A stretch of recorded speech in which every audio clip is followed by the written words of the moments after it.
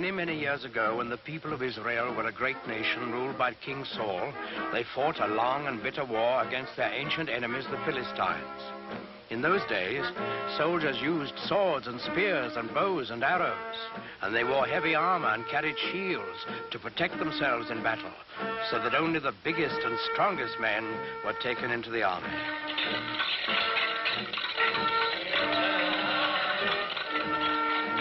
Well, in this war, the Israelites and the Philistines were pretty evenly matched. They fought many hard battles, and each side lost many men, but neither side could completely conquer the other. Then one day, while the Philistines were camped on one side of the great valley and the Israelites on the other, there came out of the camp of the Philistines a champion of their cause, a huge giant, taller and stronger and bigger than any man anyone had ever seen.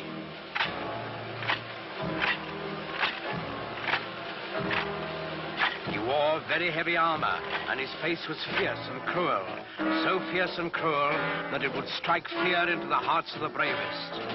This was Goliath, the giant of Gath. He strode to the center of the valley, faced the armies of Israel, and in a voice like thunder, he hurled this defiance at them. I am Goliath, the giant of Gath, and the Philistines have chosen me as their champion. You, soldiers of Israel, choose a man for you, and let him come down here and fight with me.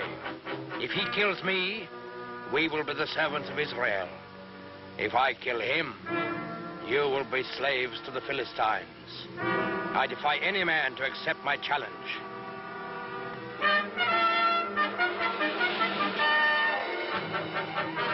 When the men of Israel saw Goliath and heard his defiant challenge, they were afraid, for they had no one to match his size and strength. Not one among them dared go down and do battle with the giants. Not, that is, until the shepherd boy David heard Goliath's challenge. Now, David was just a boy. He knew nothing about swords and spears and fighting wars. But he was a thoughtful boy, too, and a good boy, because he believed in God and trusted in him. So, when he heard Goliath defying King Saul's army, he turned to his brothers and said, "In defying the army of Israel, Goliath defies God. Is there no one here to go out and do battle against the enemy of the Lord?" David's brothers were first surprised and then angry at him. "Go back to your flocks and leave wars for fighting men." But David wouldn't be put off. "I will do it," he said. "Send word to King Saul. Tell him that I will go down into the valley and do battle with Goliath the giant." When the king saw how determined David was, he gave him his blessing and offered him his own royal armor and sword. But David wouldn't take them. He wasn't a soldier. Instead, he went to a nearby stream and selected 5 smooth stones. He put these in his shepherd's bag. He took his stick in his left hand, and in his right hand he held a slingshot. That's all. With both armies looking on, excited and expectant, David went down into the valley to meet Goliath. They met in the middle of the valley. David looking up at the giant, confident and unafraid, and Goliath looking down on the unarmed boy with eyes full of hatred. Suddenly, the giant Philistine roared in a terrible fury. "I have defied all the armies of Israel to give me a man to fight, and they have sent a boy against me. What? Am I a dog that you come against me with a stick?" David answered him calmly. "I come against you in the name of the Lord of hosts, the God of the armies of Israel, whom you have defied. Your sword and your spear and your shield will not save you, Goliath, for this day you shall learn that the Lord fights on the side of right." Goliath let out an angry snarl. "So be it. Defend yourself, boy."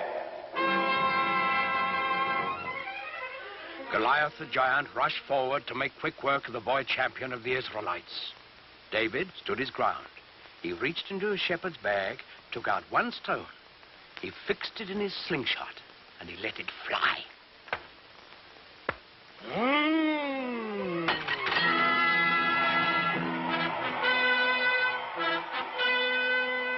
giant was dead, and the simple shepherd boy, who trusted in God, had done what all of King Saul's army hadn't been able to do.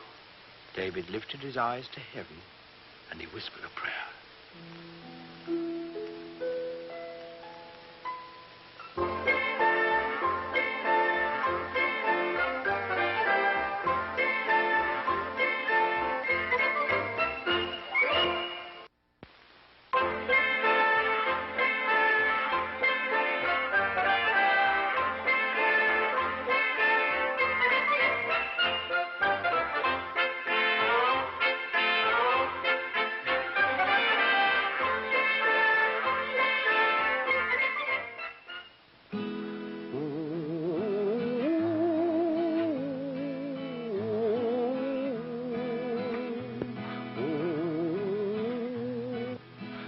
Mighty Paul Bunyan, he lived long ago. His strength and his goodness helped America grow. When Paul Bunyan was just 1 month old, he placed his baby hands around a young maple tree and tore it out of the ground, roots and all. When he was only 18, he was already 25 feet tall and weighed 800 pounds, all bone and muscle. He took one look at the deep forests of the West and found his job: to chop down the trees to make room for cities, farms, and people. Come all you sons of freedom that run the forest stream. Come all you roving lumberjacks and listen to my theme. We'll cross the roaring rivers where the mighty waters flow, and we'll roam the wild woods over, and once more a lumbering go, and once more a lumbering go, and once more a lumbering go. We'll roam the wild woods over, and once more a lumbering go. Paul Bunyan was so tall, he covered miles with every step. Why, one day he started walking across the country. He walked across Ohio, Indiana, Illinois, and then stepped into the state of Wisconsin. There, he met an old farmer, his head bowed down with grief. The farmer told Paul his story. I'm going down the road feeling bad. Oh, my crops have failed and now I'm feeling sad. My family is hungry and we have no place to live.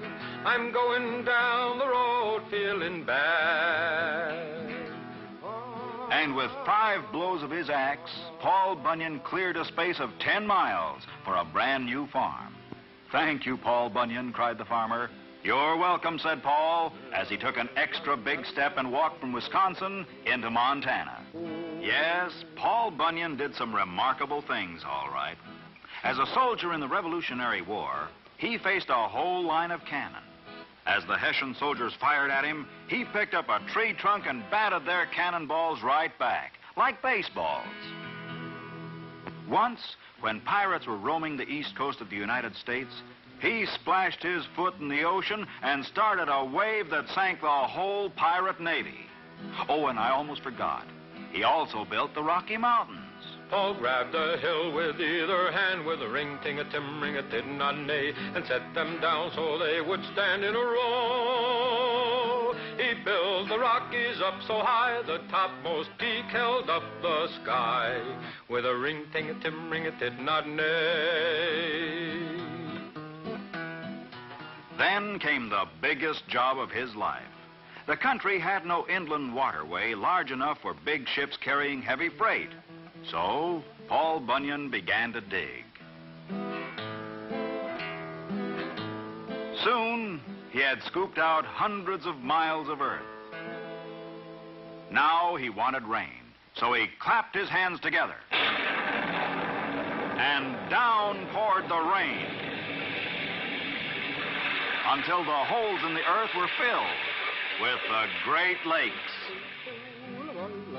La, la, la, la, la, la, la. Now, one of the Great Lakes was named Lake Erie, and the town of Buffalo was on its shore. It took just another day's work for Paul Bunyan to dig the Erie Canal from Buffalo to Albany, and the inland waterway was completed. In his later years, with his big jobs done, Paul Bunyan went back to one of his favorite hobbies, mountain making. But this was a mountain for children, a rock candy mountain. Oh, the buzzing of the bees in the popcorn trees near the chocolate ice cream fountain, where the jelly beans grow and the milkshakes flow down the big rock candy mountain. Oh, the children eat their fill of the whipped cream hill, and no one's ever counting. There's so much to eat, life is one long treat on that big rock candy mountain. Did Paul Bunyan really live? Well, nobody knows for sure. Oh, mighty Paul Bunyan, he lived long ago. His strength and his goodness helped America grow.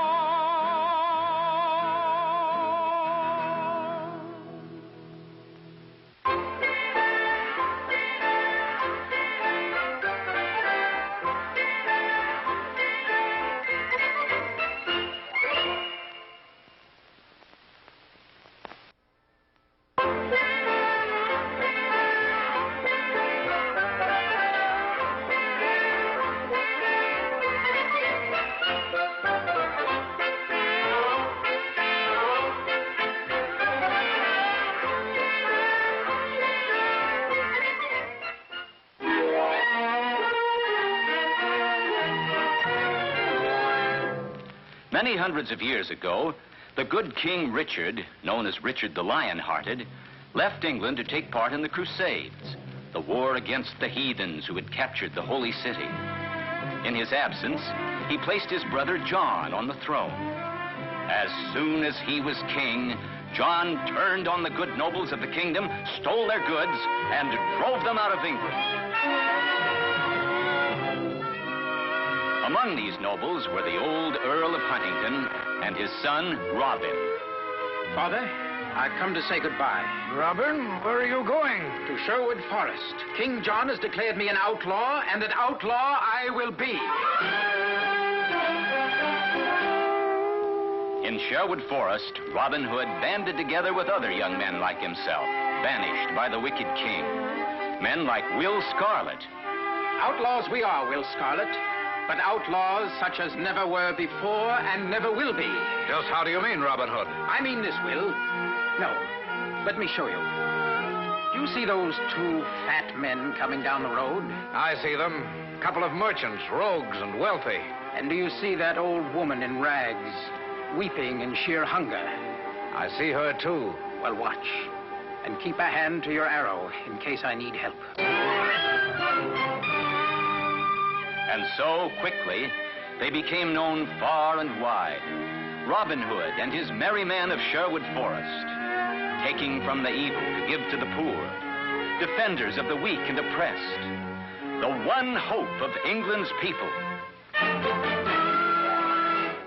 Sometime later, Robin set off by himself in the forest. He started across a bridge which lay across a stream, a bridge consisting of a single log of wood. But facing him, blocking the way, was a stranger, a tall man with broad, powerful shoulders. I'm afraid there's only room for one of us to cross at a time. I think it ought to be the better man. Stand and fight.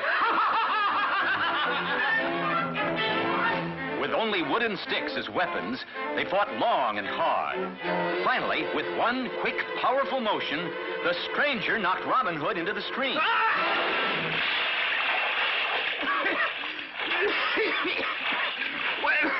Well done, fellow. What do they call you? John Little is my name. John Little. Well, I'll call you Little John. And I want you to join my band as my next in command. And now the band of merry men was complete. And just in time, for King John had posted a reward of 10,000 pounds for the capture of Robin Hood. And none was trying harder to win that reward than the Sheriff of Nottingham. Robin, I have news. The Sheriff of Nottingham is staging an archery contest with a golden arrow as the prize. A golden arrow? What a prize. His purpose in holding the contest is to lure you there. That may be, but I shall go anyway. In disguise.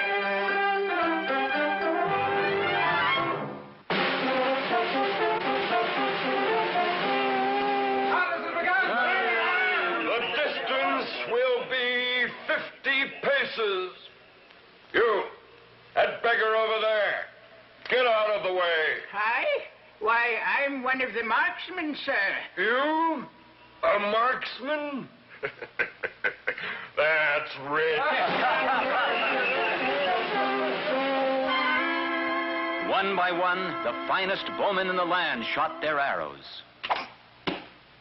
Finally, one arrow lay in the exact center of the circle, a bullseye. The winner is Adam of the Dell. Pardon, Sheriff. I have not yet competed. You? Well, maybe it will bring us a laugh.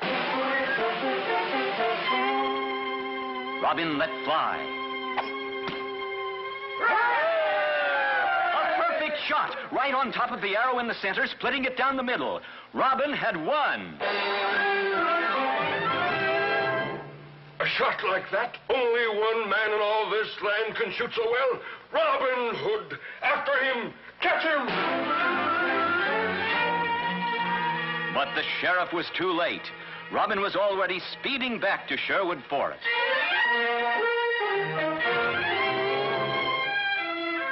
As Robin entered the forest, a knight appeared and challenged him.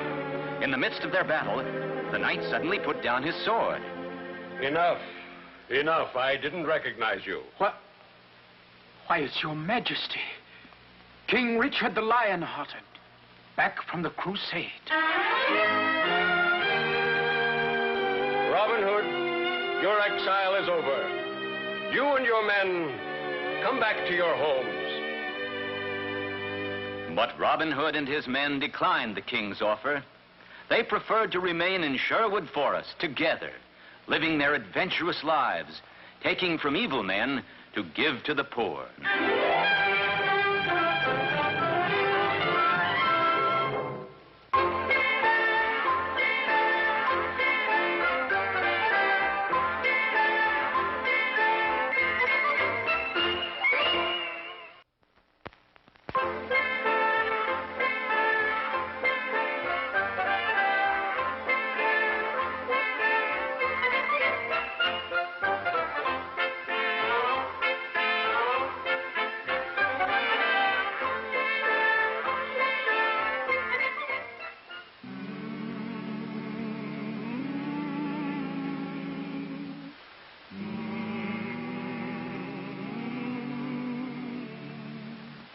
"500 years ago, there were people on both sides of the Atlantic Ocean, but neither knew about the other. On the western side, our side, the people had reddish-brown skins and lived in huts or wigwams. On the eastern side, in Europe, the people were white-skinned. They had learned how to build houses and large sailing ships, but they still didn't know much about the rest of the world. In fact, most of them believed the earth was flat. Then one day, a map maker named Christopher Columbus had an idea. Do you know what? I think the world isn't flat at all. I think it's round like a ball. Did you hear what he said? Did you hear what he said? He said that the world is round. Oh, He's crazy, man. I think the world isn't flat at all. I think it's round like a ball. The world's as flat as the brim of your hat, and that is very plain. I know that I'm right, oh, I know that I'm right when I say that the world is round. Oh, I'm right, oh, I'm right. My thinking is sound and I'll prove the world's round. It won't take very long. But it did take long, 7 long years, before Columbus could convince a king or a queen to let him try out his idea. Then Queen Isabella of Spain agreed to supply the ships and men for his trip. I will discover a shortcut to India, and bring back some of the great wealth I find there. And I can do it, for I know the world is round. And instead of going east to India, I shall sail west and reach India around the other way. It will be a shorter and cheaper way, for I'll do it all by sea. Queen Isabella provided Columbus with 3 ships, the Nina, the Pinta, and the Santa Maria. And on August 3rd, 1492, they set sail across the unknown Atlantic. High on the foaming tide, over the ocean, onward our ships will ride, onward, my sailors. The ships sailed onward, but 2 long months after they started, there was still no sign of land ahead. Turn back, Columbus! Turn back, Columbus! We'll not turn back until we find India. Onward, men! By October 10th, the sailors and the crew were ready to take matters into their own hands. If Columbus won't do as we ask, we'll put him in chains. And we'll turn the ships around ourselves. Wait! Have you heard?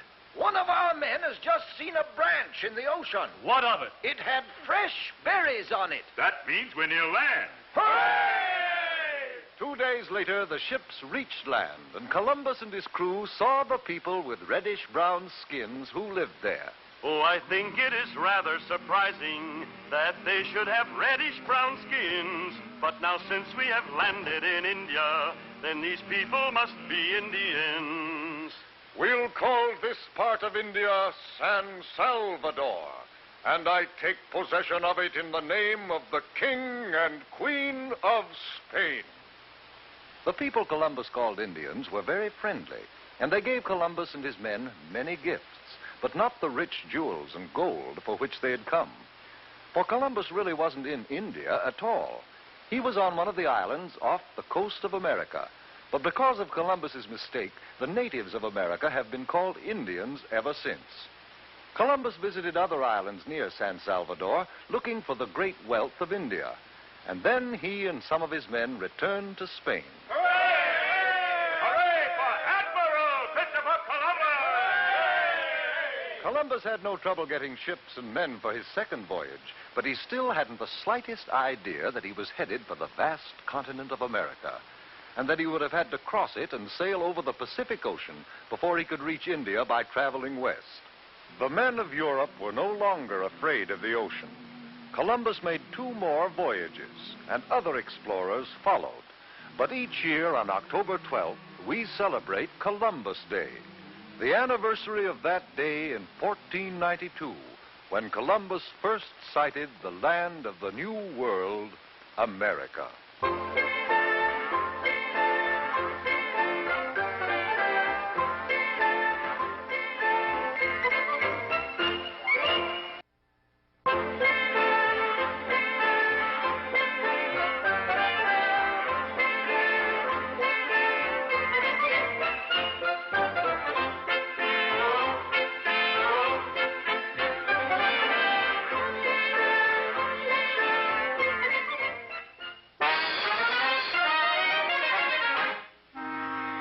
Along the banks of the Mississippi River, there once lived a boy named Tom Sawyer, who caused his Aunt Polly more trouble than a barrel of catfish. Tom Sawyer, you broke Judge Thatcher's window today. That toe's not sore, Tom. Get up and go to school. Tom Sawyer, stop where you are or I'll box your ears. Tom? You call me Aunt Polly? You broke the cookie jar. Truth was, Tom's mind was on other things, which he soon told to Bill Harper. Bill, meet me tonight down at the riverfront. What do you aim to do, Tom? I'm not Tom anymore. I'm the Black Avenger of the Spanish Main. You'll be the terror of the seas. We're bold, brave river pirates, starting tonight at midnight. Look, a campfire on the island. Somebody's here. Run for it, Tom. Back to the boat. Oh, pirates don't run from trouble, Bill. come on. Let's find out who's at that campfire. Creeping to the campfire, the pirates came upon two men quarreling with each other, Dr. Robinson and Injun Joe. A third man, a tramp named Muff Potter, was asleep nearby. Suddenly, the Injun drew his knife and struck the doctor down. Quickly, the Injun put the knife in the hand of the third man dozing near the fire. Why, the Injun's gonna blame someone else. That tramp, Muff Potter. He'll be arrested for sure. Like startled deer, the pirates sped back to their boat and swore each other to secrecy. Only 3 of us know the truth, Bill. If we talk, that Injun will scalp us. Muff Potter was arrested, and it looked as though the truth would never come out. Then one day, Muff Potter's lawyer hauled Tom Sawyer to court and dragged the truth out of him. Now, under oath, point to the man who used this knife that night on Jackson's Island. Point him out. It was him. There by the window, Injun Joe. You're in a peck of trouble now, Tom Sawyer. Injun Joe's free, and he'll be after you. 'Cause now he knows you saw that fight on Jackson's Island. Weeks passed, and when Injun Joe failed to return, Tom Sawyer grew braver. Then, one day he confided to his girl, Becky Thatcher. It was a black box full of money. A real treasure box. Oh, that's what Doc Robinson and Injun Joe quarreled over. I heard them, so I know, Becky. Where's the treasure buried? There's an old barn on Jackson's Island. Must be buried in there. Let me go with you. Nope. Girls' bad luck on treasure hunts. You're just scared. I'm not. I'm hunting for that treasure tonight with Bill Harper. Ready, Terror? Ready, Black Avenger. Start digging in that corner, where the floorboard's loose. Treasure might be there. I'll stand guard. No sooner had Bill started digging than he struck something hard. Tom, I found the treasure. I found it. But just then, Tom ran back from the doorway. Bill, let it be. Quick, up the ladder to the loft. Somebody's coming, and I think it's Injun Joe.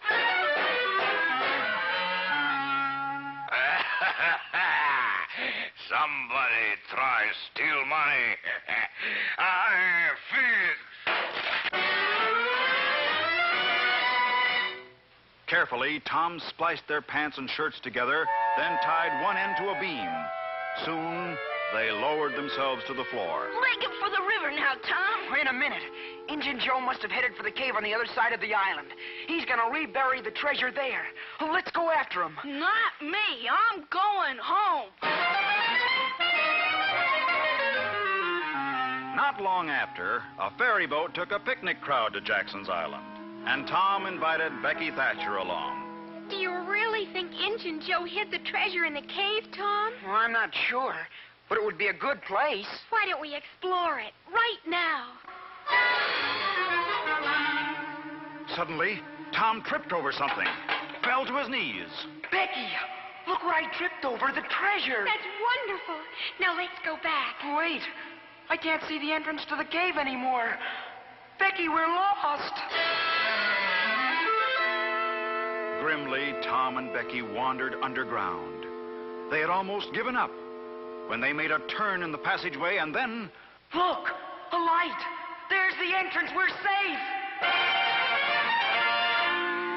Later on, Tom told the townspeople about the cave. They were sure Injun Joe would return to get his treasure, so they set up a guard and waited. One day, he returned and was caught. I give up. I go peaceful. Tom had helped catch Injun Joe, so he was a hero. And he had his share of the treasure, too. But all the money in the world couldn't keep him out of trouble, nor keep him from having more adventures.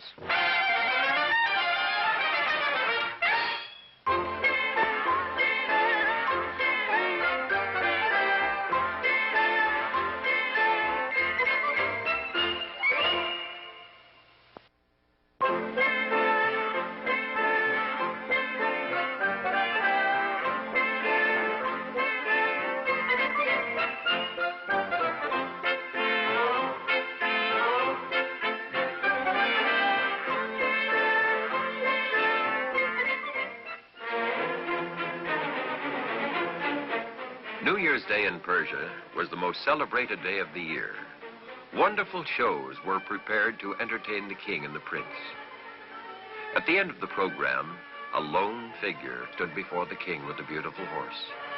Your Majesty, I beg thee, look upon this wondrous animal. It is not real, but an ingenious machine that will carry me anywhere I wish, just by turning a peg. Well, if true, it is indeed a wonderful animal. What is the price? It is not for sale, sire, but I would exchange it for a portion of your kingdom. Well, for such a trade, I must know more about this horse. My son, Prince Brahma, will test the animal for me. The owner started to show the prince how to control the horse. But before he could tell him all, Prince Brahma turned the peg, and away he flew. He doesn't know how to bring it back. It's a trick to kidnap the prince. Throw this man in jail until my son returns. As the horse's owner was taken away, the king scanned the skies for the flying prince, but he was out of sight. High above the clouds flew the enchanted horse with the frightened prince. He traveled hundreds of miles, but he couldn't control the animal.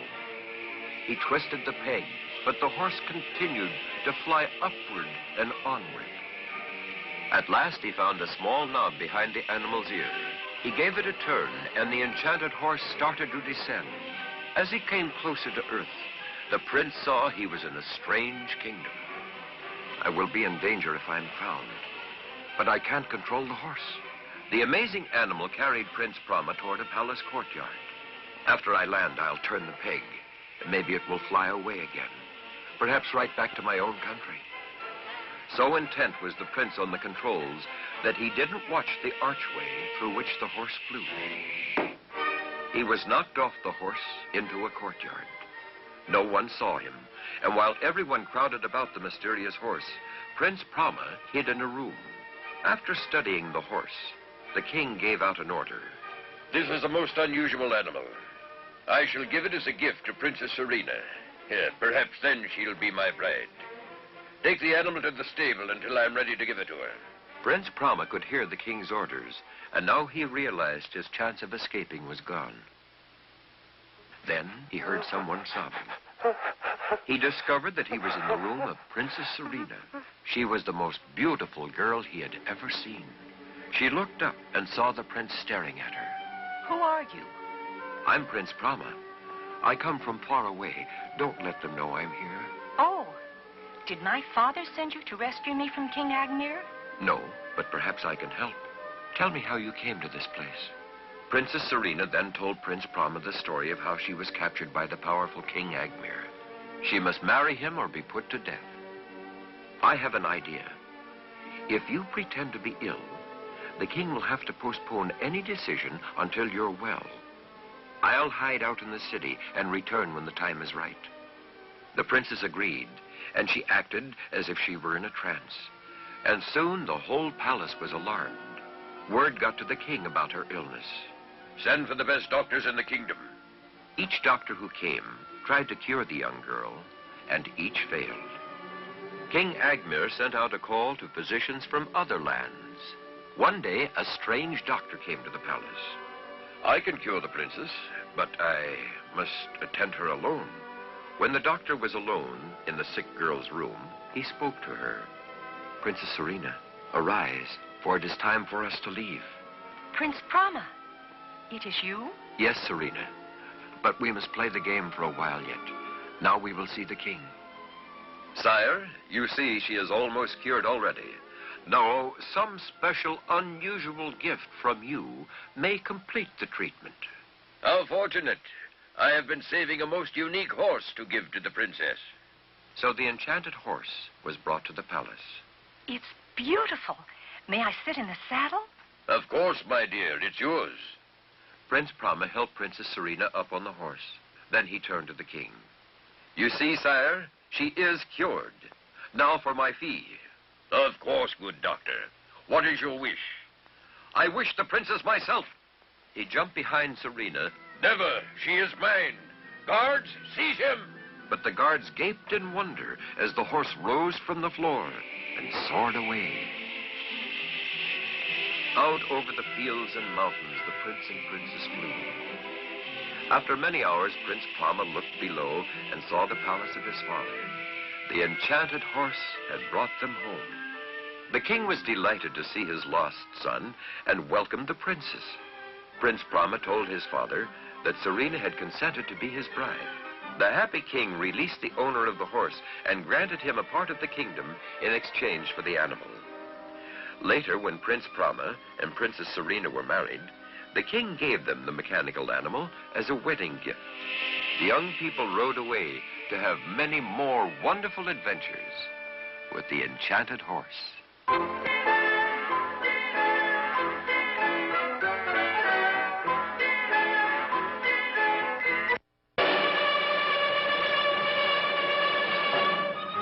Many years ago, the brave armies of Greece and Troy were locked in a long, bitter war. The Trojans had captured a beautiful Greek princess named Helen and held her within their fortress city of Troy.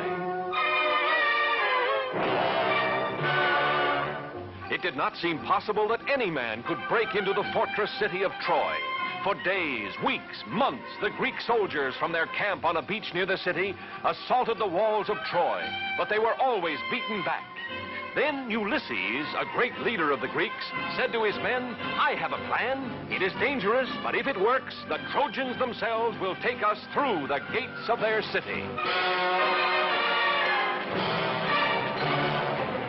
At the order of Ulysses, the Greek soldiers set to work cutting down huge trees, making the wood into planks. From the towers of Troy, the Trojan soldiers watched a big building grow taller and taller day by day until it was 6 stories high. And when the Greeks pulled away all the work ladders and scaffolds, there stood a huge wooden horse, 80 feet tall.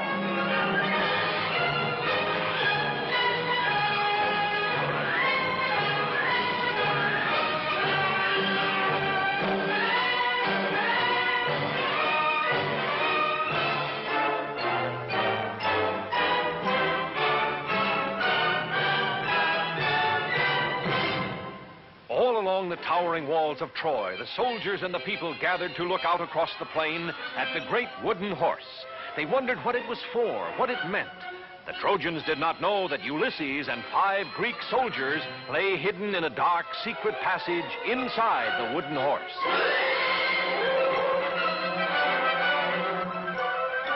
All through the night, fire blazed brightly on the beach.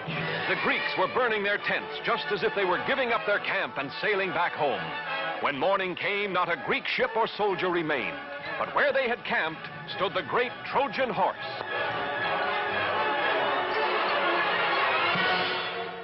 The Trojan people poured out of the city to the beach so they could look more closely at the victory over the Greeks. The Princess Cassandra, daughter of the king of the Trojans, warned her people of this Greek gift, but no one would listen. The Trojans decided to pull the great horse inside the walls, into the city of Troy itself.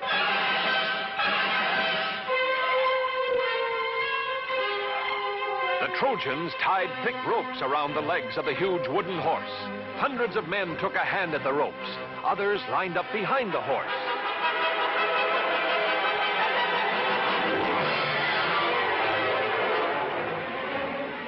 Whooping and hollering, laughing at the Greeks who had never been able to scale the towering walls of Troy, the Trojans tugged and pushed and pulled the huge wooden horse slowly from the beach, over the plains, and through the gates of Troy.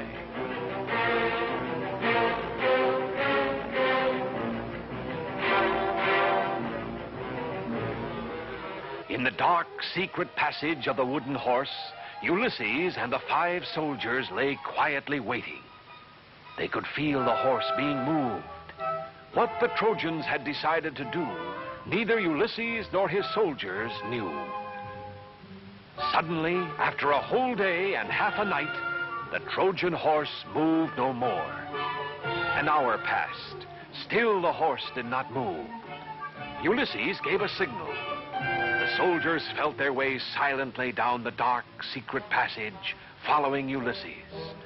Cautiously, he opened the trapdoor. Just as he hoped, the Trojans had brought the horse inside the walls of Troy. The city was sleeping now, and the walls were unguarded. Ulysses drew his sword. He ordered the soldiers to follow, and he dashed for the main gates of the city.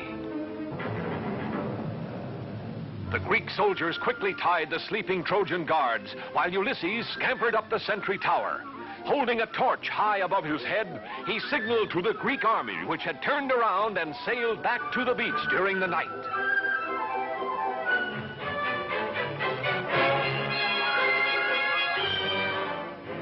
And even as Ulysses and his men opened the gates of Troy, the Greek army was marching across the plain. Caught completely by surprise, the Trojans were easily defeated by the Greek soldiers, who found their beautiful princess and took her back safely to Greece. And brave Ulysses was named the greatest of the Greek heroes.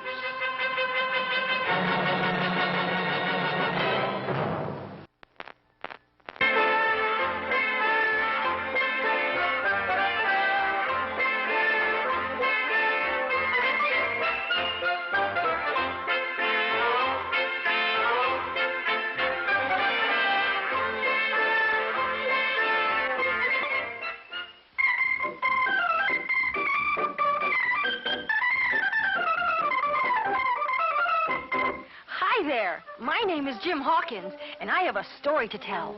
A story of adventure. It all began with a map. This map showed the location of an island and buried treasure. Men were setting off on a ship to find the treasure, and I was to go along as cabin boy. An old sailor with a wooden leg got together a crew. He was our cook, and gee, I liked him right off. But what a funny name. I'll never forget it. Long John Silver.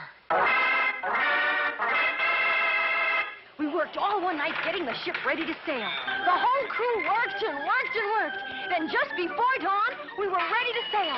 We were on our way to Treasure Island. Once at sea, we all had a fine time. Long John Silver especially was lots of fun. Golly, he used to sit and tell me stories by the hour. Parrot sat on his shoulder and screamed,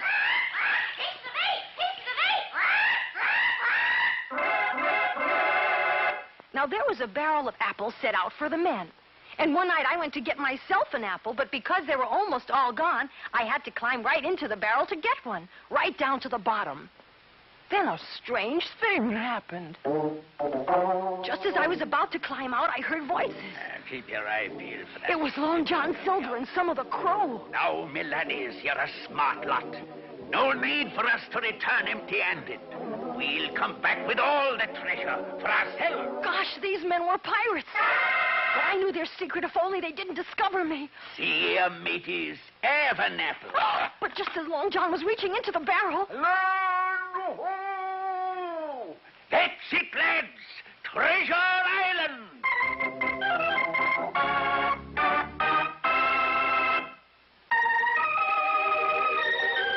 The whole crew went ashore. Loyal crewmen in one group, pirates in another, all looking for the treasure. Pretty soon I was all alone in the jungle when all of a sudden, from behind a tree jumped the strangest man you ever did see. He was laughing and laughing and laughing. Then all at once he stopped. Who are you? My name is Jim Hawkins, sir. Well, I'm old Ben Gunn, and you're a pirate, aren't you? Oh, no, sir, no. Well, I know that pirates are here looking for my treasure, but they won't find it. I've lived in this island for 3 years hiding that treasure. They won't find it now. No, they won't. Long John Silver. Yes, me hearties, it's Long John and me crew. And now, Ben Gunn, take us to that treasure. Long John and his pirates had surrounded us. Ben would just have to take them to the treasure now. Our only chance was to have the loyal crew find us before we reached it. Ben Gunn took us to the far side of the island and pointed to a cave. I'm afraid you've done us in, Long John. Right you are. And the treasure's mine. Long John grabbed a hook and started to pry open one of the chests when... What's that? Our loyal crew was fighting the pirates. Long John and his men were captured. The treasure was safe. Our men tied up Long John and his pirates and then loaded the treasure aboard our ship. Diamonds and pearls and silver and gold and every treasure you could think of. So much that we just couldn't carry it all. So today, if you should happen across an island and find a cave, you too might find buried treasure, 'cause that's Treasure Island.